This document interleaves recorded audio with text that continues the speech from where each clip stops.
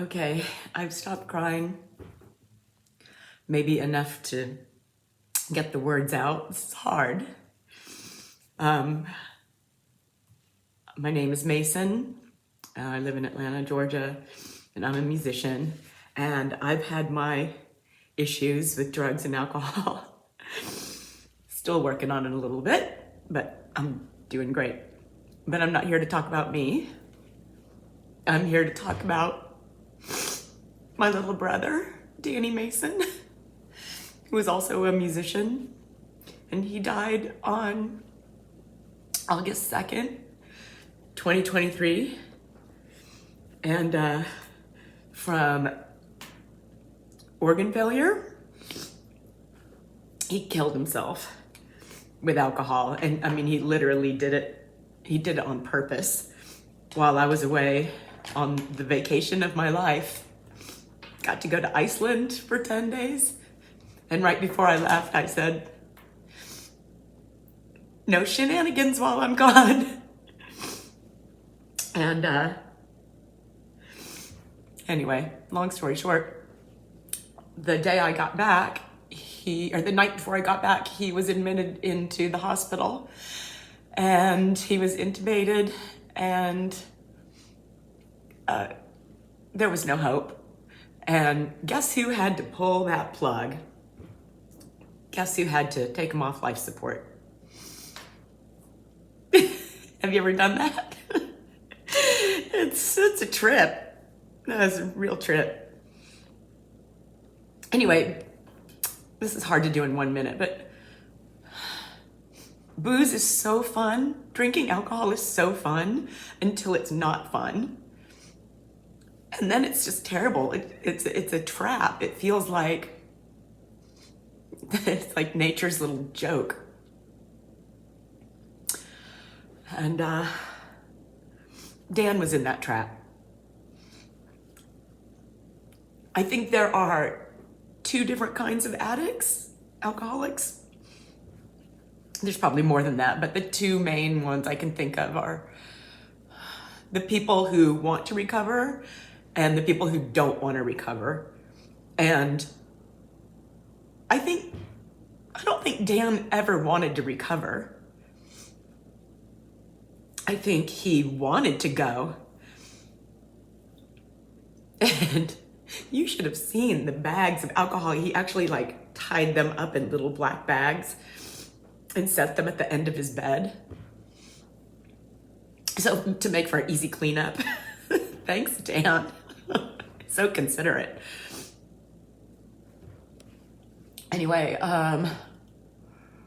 where was I?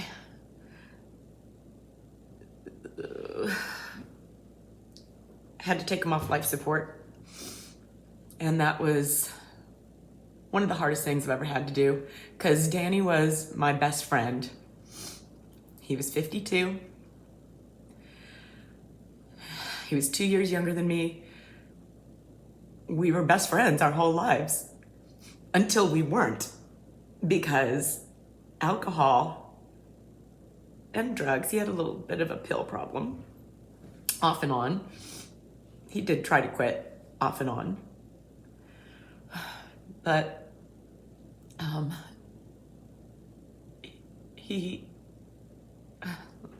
brought Dan to rehab, to the hospital and to rehab so many times. And that gets so old, but I loved him so much. I thought I could help him. I thought he could recover. I thought he wanted to recover. But no, he didn't want to. And because I think his brain was so screwed up from the alcohol, holes in his brain. So I'm writing a song right now called I'm Sorry I Tried to Save Your Life. Sorry, I love you. Anyway, here's a cool thing.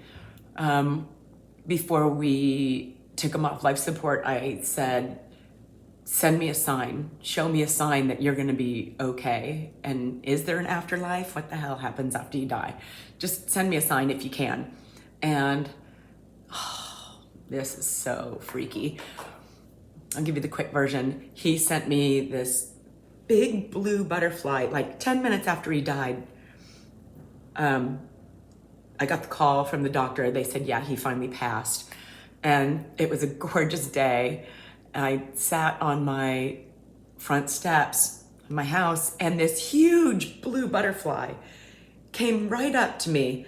And first of all, blue butterflies are the rarest butterfly. And we don't get butterflies around here. I mean, people spray for mosquitoes. We don't get butterflies. Big, like 6 inch, 6 inch, gorgeous creature. And I looked at it because I couldn't believe what I was seeing. And it was right in front of my face. I could reach out and touch it if I had wanted. And I said, what are you? Who are you? I said, what are you? And it flew around my head and then came back in front of my face. And I said, are you Danny? And it went around my head again. I said, oh my God, are you Danny? Thank you. And then I heard this bird squawk from the tree, and I thought, oh my God, it is gonna eat you. So I said to it, you've either gotta come inside the house or you have to go. I said, just go. And off he flew.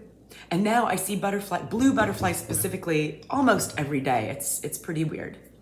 Anyway, I digress. So there are only a couple cool things I can think of when I think about Dan passing. That now he knows the secrets of the universe. I hope. He knows the secret of what death is. I hope. I hate it when people say, oh, he's in a better place. I don't know. I mean, is he in a better place? I hope so. I really hope so. He's telling me that he's okay. He tells me that often. Also, he died the same week that Pee Wee Herman died and Sinead O'Connor, two artists I love. So that's cool. If you're gonna go out, you might as well go out with Pee Wee and Sinead. Also, Danny, can you help me win the lottery, or just help me in my life now? Since you know the secrets. Anyway, I could go on and on and on, but thank you, Sean Daniels, for asking me to do this, and thank you for creating this recovery program. And your play, The White Chip, is the best play I've ever seen. I bawled my eyes out when I saw that play in Atlanta at Dad's Garage. That was before Danny died. That was, like a good year or two before Danny died. But I knew it was coming. And one more thing. Maybe leaving this world was Dan's way to recover. Maybe he didn't have any other way to recover but to go. But I'll tell you what, I'm never gonna recover. I'm never gonna recover from this as long as I live. If I live to be 100. I'm never gonna recover from this, but I will be okay because I'm making a choice to be okay.